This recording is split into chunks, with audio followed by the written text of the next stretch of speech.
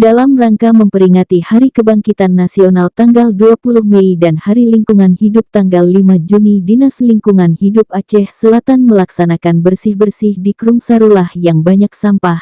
Gerakan Jumat Bersih di Kecamatan Tapak Tuan ini dilaksanakan pada pagi Jumat, tanggal 20 Mei tahun 2022 mulai pukul 8 waktu Indonesia bagian Barat. Gerakan gotong royong membersihkan sampah di Krung Sarulah diikuti oleh seluruh staf Dinas Lingkungan Hidup Kabupaten Aceh Selatan, Sekcam Tapak Tuan dan staf Kecamatan Tapak Tuan, Himpunan Mahasiswa Islam HMI Cabang Tapak Tuan.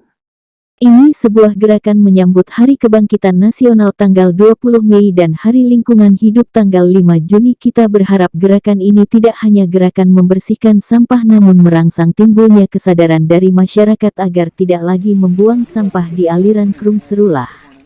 Ujar Pelaksana Tugas Kadis Lingkungan Hidup Aceh Selatan Tuku Mas Rizal. Kegiatan ini juga diikuti oleh Kabid Tata Lingkungan, Kabid Penataan RTH dan Peningkatan Kualitas Lingkungan, Kabid Program dan Kabid Pengelolaan Sampah dan Limbah pada Dinas Lingkungan Hidup Aceh Selatan. Demikian reporter Dede Aldo.